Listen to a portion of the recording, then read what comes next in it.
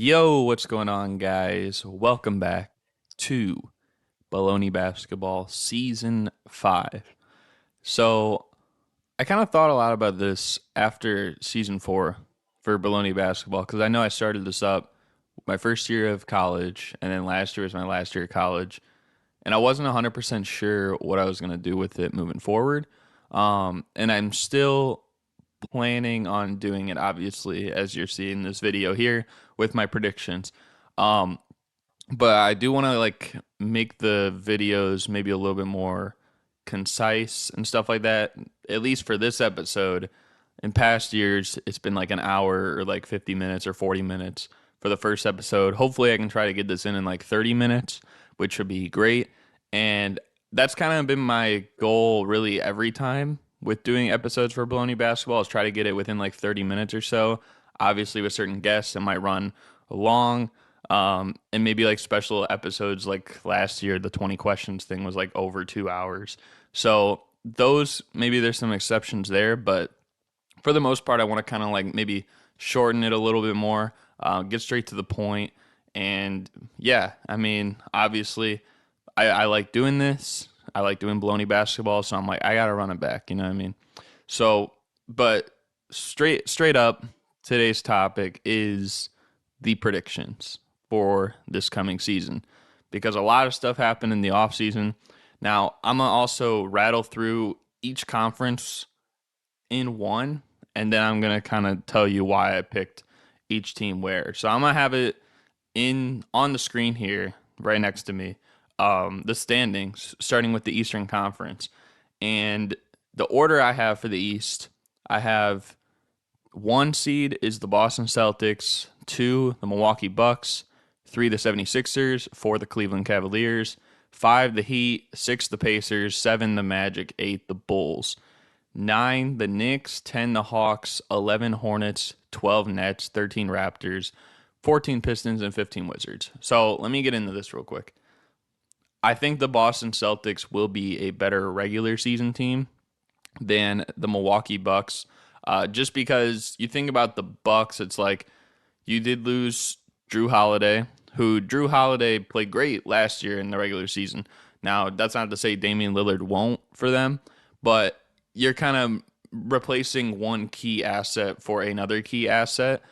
Whereas Boston, it feels like maybe they don't have the star power of a Damian Lillard that they added this offseason. Although adding guys like Kristaps Porzingis and adding guys like Drew Holiday, like they're going to bolster the team and maybe their well-rounded aspect of their team is a little bit better. So I think throughout a full season, they're going to have more guys that are playing.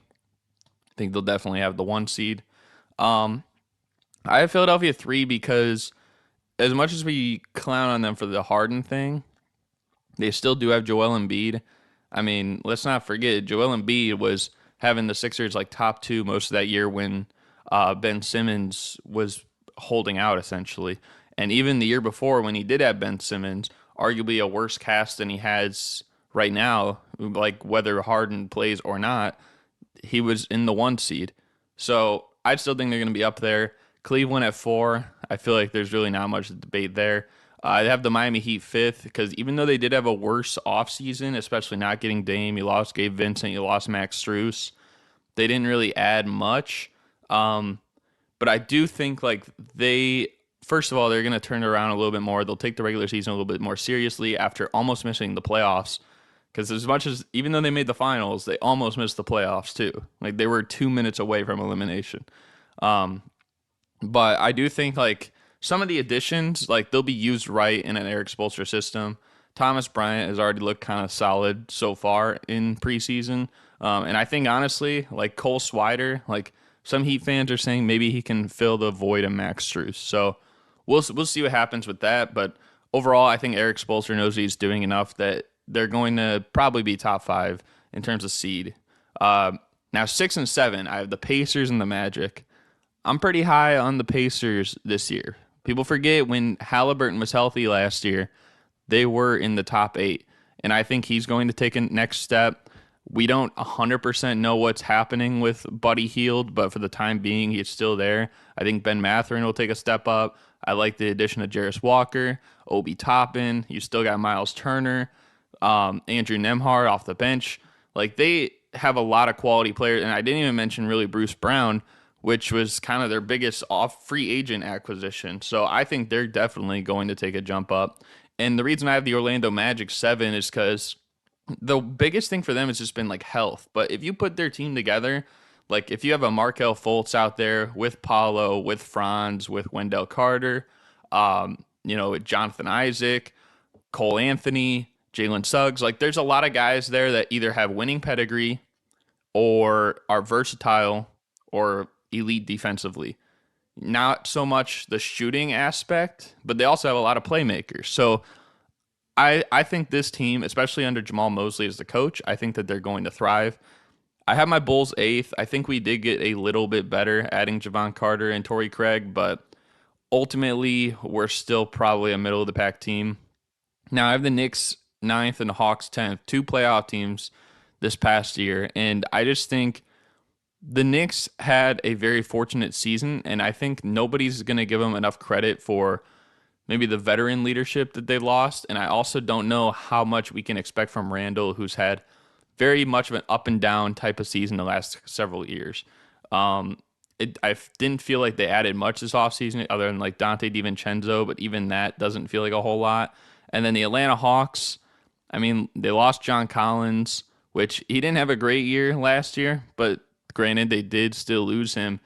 And it feels like it just feels like they're missing something again. Like, granted, now they're in a Quinn Snyder system, which ended the year off well, but I don't know how well that's going to translate this year, especially when some of these other teams improved. And then the teams missing it, I have, the Hornets, they're a mystery right now. The Nets have potential to actually make some noise, I will say. I just don't know because so much of it is based on like what Ben Simmons are we going to get.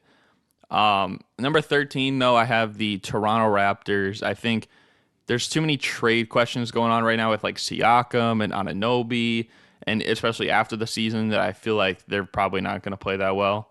And then I have the Pistons 14th and the Wizards 15th. I really wanted to put the Wizards higher because you can see on here the record I have for them is like 26 and 56. Like they're going to be one of the bad teams in the East, but I honestly don't think like they're a team that can honestly beat any team on any given night. I feel like they have a lot of veterans as well, like with Kuzma, with Poole, Gallinari, Tyus Jones, Gafford. Like they have a lot of pieces that I think they could win on any given night.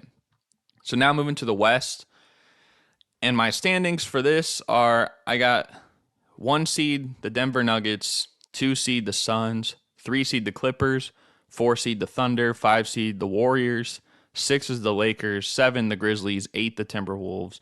Then I have 9 the Sacramento Kings, 10 the Mavericks, 11 the Pelicans, 12 the Rockets, 13 the Jazz, 14 the Trailblazers, and 15 the Spurs. I had to think a little bit more about this because I think I made a few changes based on like what I was thinking about a week ago or something. I do think the Nuggets will be the first seed, though. It just doesn't feel like. I think the only other team I could realistically see being the 1 seed is Phoenix, and that's why I have them 2. But I do feel like, Phoenix, they do kind of have an older core. They're probably going to rest a little bit more games. I don't think Devin Booker will. I think last year was kind of a fluke because he had like injuries and stuff. So I expect he'll play most of the games. But, Bradley Beal, he's missed a handful of games the last couple of years. Same thing with Kevin Durant. There's always like a month in the season where Durant misses. So that's why I have them 2. And I do think the Nuggets, I don't think they really take that for granted as much, especially coming off a championship. It still feels like they have something to prove, which is crazy because I don't think they do after being champions. But a lot of people will say, like, I'm not confident in the Nuggets because they lost this guy and that guy. So I do think the Nuggets will be 1. The Suns will be 2. I think the Clippers will be 3. You've already heard a lot of noise about, Ty Lue saying, like, we got to take the regular season seriously. And it seems like Kawhi and Paul George are a little bit more bought into that. I think they will be a top 3 seed. I think the Thunder will be 4. Like they're the definition of that young team that's going to come in this year and actually make some noise.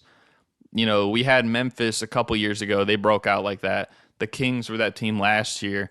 Um, when the Nuggets in 2019, they were that team. I think the Thunder will be that team this year, and they'll be top four.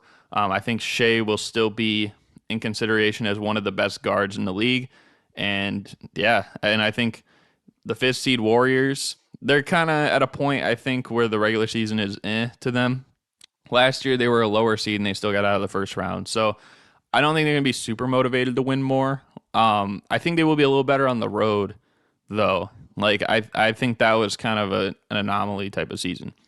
I think the Lakers will be six. They'll definitely try to at least secure a spot above the play-in because the last 3 years they've either missed the playoffs or they had to get in by way of the play-in. I don't think they want to play those extra games again. And then seven, I have Memphis. They're going to start off slow. I shouldn't really say slow without Ja, but they're going to be solid without Ja. I think when Ja gets back, that only makes the team better. And then going from there, so they might start off the year around like 8, 9, something like that. And I think they could finish around 6 or 7. I think it's going to bolster them a little bit extra. And then number 8, I got the Minnesota Timberwolves just because, Anthony Edwards is probably going to take another step up. We didn't see this team super healthy last year either, which doesn't get talked about enough. I think it's just because, Minnesota's just like a whatever type of team and people don't want to give them much love. But the reality is that Gobert and Towns hardly played together last year. So people that say this duo of bigs that can't work out together, we haven't really seen it. If we see it and it doesn't work out, then fine. But we didn't really see much of it last year. Number 9, I have the Kings. I do have the Kings sliding a bit in the standings. I think I have them losing 6 more games, which I feel like that's warranted considering last year in the West, I would probably say the Kings were the most healthy team. At the same time, a lot of these teams got, better. I think the Thunder got better. I think if the Clippers are healthy, they're a better team. The Suns were below them in the standings. They definitely got better. The Lakers, midway through last season, they kind of turned it up. So I think they're better. There's a lot of teams in the West that got better or made adjustments. So I'm going to put the Kings at 9. And I do have the Dallas Mavericks at 10, which is tough for them too, because it's they got Luka and Kyrie. But I'm just thinking outside of that, I don't know how well they're going to mesh as a full team. They got a great duo. I don't know how strongly I feel about the center position. I mean, I don't know if that's going to be their lineup to start the year, but they got 2 rookies that were starting opening in preseason. And while I'm confident that both of those guys can be great contributors in the league, I don't know if they'll be great contributors year one. And I think because of that, they'll still be good, but I don't know how good they'll exactly be. Then the teams I have missing the playoffs, I have the Pelicans 11th. They're kind of the tough one. There was going to be one tough team regardless here, but there's too many questions about Zion's health. There's too many questions about Brandon Ingram because he missed some games last year. And it's they got CJ McCollum playing point guard most of last year. If they're going to have to fall into the situation where people have to play in their secondary or tertiary positions just to succeed, I don't think it's going to work out because these other teams, they don't have to do that because their stars will be playing at least more than the Pelicans have the last couple of years. But I think the Rockets will be 12th. Under Ime Udoka, they're going to compete a little bit, more so probably than these 3 teams below them. But I do think the Utah Jazz will be solid as well, and that's why I have them 13th. Then there's a drop-off, and then I have Portland, and then I have the Spurs. I did originally have the Spurs a few spots higher, but the more I thought about it, it's they're going to be a young team that is kind of working through the motions, and Portland might seem low, but granted, they still have to shape out a few other things on their roster, but I do think with Ayton, with Scoot, with Simons, with Shaden Sharp, with Jeremy Grant, for the time being, at least Malcolm Brogdon, they're going to have a decent enough team to compete. I think they could be something like, I wouldn't be surprised if in their first 25 games they win like 10 and 15 or something like that. Then they'll probably go on a huge slide after that. So those are my standings predictions. Um, and now I will say, I do think the play-in will remain the same with how the seeds are. I feel like it's hard for me to predict anything otherwise, so I just kind of wanted to put that out there. Um, which means the Magic would get the 7 seed, the Bulls would get the 8 seed, the Grizzlies would get 7, Timberwolves 8. So the awards for the season, I'm going to put them all on the screen in here as well. So we got MVP, Rookie of the Year, Defensive Player of the Year, Sixth Man of the Year, Most Improved Player, the Clutch Player of the Year award, the new one last year, and then we also got Coach of the Year. So MVP Jason Tatum, Rookie of the Year Wembanyama, Defensive Player of the Year AD, Sixth Man of the Year Christian Brown, Most Improved Player Desmond Bain, Clutch Player of the Year Damian Lillard, Coach of the Year Mark Daignault. So let's start with Tatum. Tatum will be the MVP. Now, it's tough because like if I was voting on who I think should get the MVP next year, I feel like next year it probably should be Nikola Jokic if they all play the way that we know they're capable of. I don't know if he will get it though because we know there's voters fatigue. And I'm thinking like, well, Jokic won, two of them. Giannis won two of them. Embiid just won. And I don't know if Embiid's going to have quite the same regular season because now that he has one. So who else is in a position where they could get one and their team's going to be good enough? And I think really like that limits the options down to maybe like Jason Tatum or like Donovan Mitchell in the East, and in the West that really limits it down to um, probably like Shea Gilgeous-Alexander, maybe Curry. But I that is like a fifth seed as well. So I feel like Tatum, if they are a 1 seed, I feel like he will probably get the award. Um, and yeah, so I have him winning it. He very well could be an all defensive member as well. I didn't pick my all NBA, all defensive teams, but I feel like if he is an MVP, he'll probably be at least like all defensive second team too.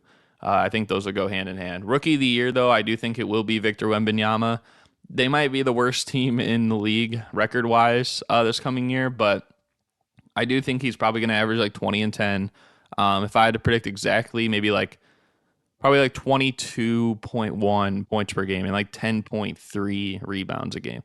Something like Elton Brand esque rookie numbers. I do think assist wise, I don't know how much he'll average there. Probably like 2 or less, maybe. But I think this could be a hot take, but I think there's a realistic chance he could lead the league in blocks per game next year. Now, obviously, we'll have to see how that translates to their defensive rating. But I mean, we saw him in summer league. We've seen him in preseason. Just how effortlessly this guy gets blocks, and I think I wouldn't be surprised if he averages at least over 2 a game next year. And because of that, he might make an all defensive team as well. So I'm gonna go with him for rookie of the year. Defensive player of the year, like I said, Anthony Davis. I think this might be like the last chance he could win the award. And I'm just thinking like, midway through last season, the Lakers turned up their defense back to the point where it looked similar to their championship run. And, that year, that year was AD, I think, was runner up for defensive player of the year behind Giannis. With Giannis now, I feel like more so in the regular season, it's going to be kind of easy going. You got Damian Lillard. He can take a lot of the pressure off. Defensively, you got Brook Lopez. He can take some of the pressure off. So I feel like they have pieces around them that I don't know if Giannis. I feel like this is going to be a season where Giannis is still great. He'll probably make All NBA first team or second or something, but he's going to kind of, be relaxed more so in the season. Anthony Davis, I feel like if Anthony Davis isn't playing elite level defensive basketball, the Lakers they probably won't make the playoffs. Like if in 21-22, he really wasn't playing too great a defense, they didn't make the playoffs. So I feel like it's going to be huge for him to step up to that capacity. And I think this is the year that we'll definitely see, people will start saying like AD is the Lakers number one, because it felt like Still, the media thinks it's LeBron. I think now there's going to be a transition period this year, and it's going to be AD. Sixth man of the year, Christian Brown. This might be a surprise because he's a second-year player, but I mean, just think about it. If I have the Nuggets this high as a one seed, best record in the NBA this year, and Christian Brown is kind of filling the Bruce Brown role, I think he could average like maybe 12, 4, and 4, or 12, 4, and 3. Maybe play a similar role to like a Josh Hart, but maybe more in control. And also, I just feel like he provides a little bit more versatility than Josh Hart does. I feel like he can kind of fill the role of maybe like a 2, a 3, even a 4, maybe though it's not ideal, and maybe even a point guard. So I think he can kind of do it all to some capacity. And I think if you're on a team that high, you're going to win probably sixth man of the year if you're playing that way. Most improved player, I think it's going to be Desmond Bane. I've been high on Desmond Bane for this award for a while.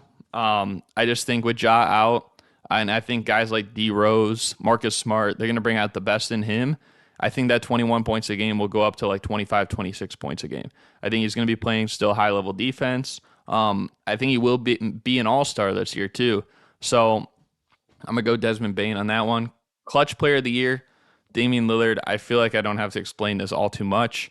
Last year, if the Blazers were better, he probably would have ran away with the award. No disrespect to guys like De'Aaron Fox or DeRozan or Jimmy Butler, who were up for consideration as well. But, I mean, Damian Lillard is one of the most clutch players, not just in the league, but also of all time. So I think if they're on a team this high, he's definitely going to be their closer. So give me Damian Lillard for clutch player of the year. And then coach of the year, I had to go with Mark Daigneault just because if I had the Thunder top 4, I feel like the only other person I could see them giving it to is Mike Malone for being the best record in the NBA, which this would also be a franchise-setting season for Denver. But I think you just have to think about what would be more impressive. Would it be the Denver Nuggets winning 60 games or the Oklahoma City Thunder winning 49 games? And it was tough, honestly, and I could honestly see it either way. I could see Mike Malone getting it. But I think I want to give it to the Thunder just because I don't think as many people are too high on them. People wouldn't be surprised if the Nuggets are the 1 seed. So moving on to the playoffs now. In the first round, for the East, I got 1 seed Boston, 8 seed Chicago. I got the Celtics winning in 6. Then we got the 2 seed Bucks and 7 seed Magic. Bucks in a sweep. 6 seed Pacers over the 3 seed Sixers in 6 games. And then we get the 4 seed Cavaliers and 5 seed Miami Heat. I got the Cavs in 5. I think Boston will go 6 with Chicago just because naturally they've always struggled playing against the Bulls for the last couple of years. I don't know why, but that's just been the nature of it. So I think the Bulls will kind of give them a run for their money, but the Celtics will definitely win. The Bucks and Magic, I didn't want to put that as a sweep, but there's always like a couple sweeps every year. So I'm gonna go with the Bucks over the Magic in a sweep. I do have the Pacers over the Sixers. I think come playoff time, maybe like the rumbling of noises will start to rise again for Philadelphia, and I just feel like it's going to be kind of an ugly season. Just from the way it's starting out, I think it will end that way as well. And I think the Pacers are a hungry team. They'll win at 6.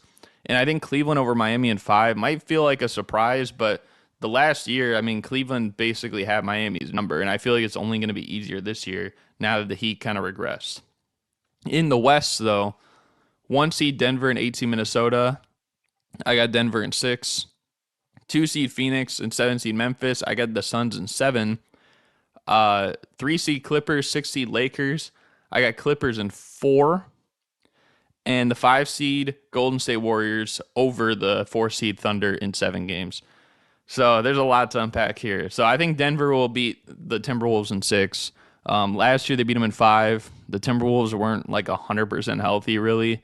So I think this year they're gonna have a little bit of a better chance. They actually played them pretty well based on all the teams in the playoffs this year. You could argue that was the toughest matchup they had to play. I know the Suns took an extra game off them, but I would argue maybe the Timberwolves played them the best.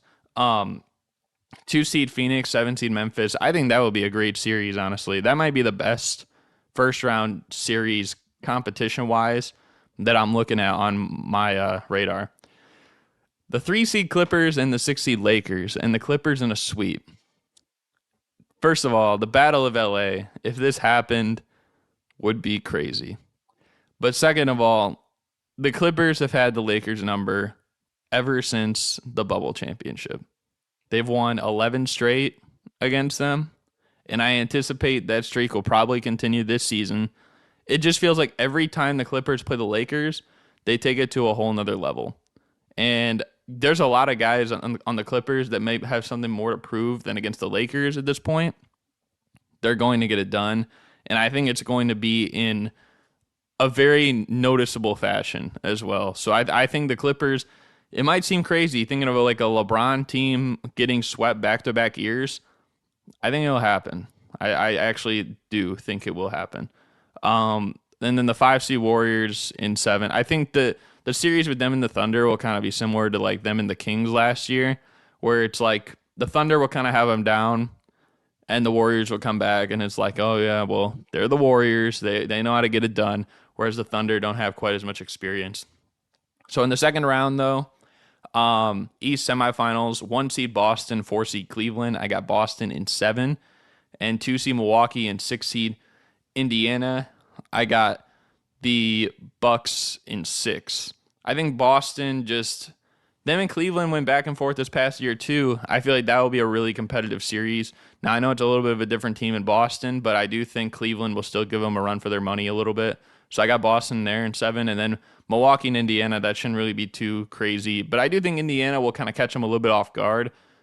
Those 2 wins, one of them will probably be a game 1, and the other one will be like a game 4, game 5. And then in the West, I got Denver over Golden State in 6. And then I got the Clippers over the Suns in 6. So Denver and Golden State, I feel like at this point, like Denver is just a better team. I know they played a couple years ago. The Warriors won in 5. Denver wasn't really healthy. I think now it's going to be harder for Golden State to slow down Denver. So give me the Nuggets in 6. And then the Clippers over the Suns, they've played a few times the last couple of playoffs, but I'm still a firm believer if Kawhi Leonard's on that court that the Clippers are getting the job done over the Suns. And, I can't really predict an injury, especially in the playoffs, so I'm going to take the Clippers over the Suns in 6. I don't care if they have Kevin Durant or Bradley Beal alongside Devin Booker. And then in the conference finals, I got the Bucks over the Celtics in 6. And I got Denver over the Clippers in 7. I think Damian Lillard will be the Eastern Conference Finals MVP, which should be huge for him because, I think especially in a series where he has a chance to redeem himself and get to the finals for the first time and against a guy like Drew Holiday, which that's arguably his worst playoff series came against Drew Holiday in 2018. To have a chance like 6 years later to flip the script, I think a lot more people would want to talk about that than that 2018 time. And then Nuggets over Clippers. I think the Nuggets will win. Jokic Finals MVP in the West. Conference Finals MVP. And then I do think that Denver will probably be up like 3-1 or something in the series. And then they'll come back, kind of. Like the Clippers will come back. And people will be like, well, hold on a second here. But I think Denver will get it done. And it'll be another tough loss for the Clippers. But in the NBA Finals, between the Western Conference 1 seed Denver Nuggets and the Eastern Conference 2 seed Milwaukee Bucks, I think it will be a 7-game series. We're going to get our first 7-game series in the NBA Finals since 2016, I believe. 2016. But I'm still going to go with the Nuggets, which might seem crazy because it's like the Bucks just added literally Damian Lillard and Giannis. They have probably the best duo in basketball. But I know there's still going to be a little bit of fleshing out to do with that team. The thing I know about the Denver Nuggets is they're already an established team at a high level, and they've been that for the last 5 years. The only times they weren't were when they weren't healthy, when Jamal Murray was out or Michael Porter Jr. was out. I think they're going to basically have their way with the Western Conference this year. I think the Clippers will probably be the biggest test of them if they're healthy, but come playoff time. But I think that the Nuggets will get the job done in 7 games. And I think Nikola Jokic is your finals MVP once again. So both the conference finals and the finals MVP, which really is tough for Jamal Murray because I feel like he's still going to play at a high level and he's just kind of going to get, the short end of the stick for awards like that. But hopefully for him, he's at least an all-star this coming year. So those are my predictions. Hopefully you guys enjoyed. If you did, be sure to like, comment, and subscribe. I did make it in about 30 minutes, so I stayed in good time. So, but yeah, definitely stay tuned for more episodes. There's going to be more guests on throughout the year, more fun games. And yeah, we're just going to kind of see where it goes. So yeah, again, hope you guys enjoyed. Thank you guys for watching, and I'm out. Peace.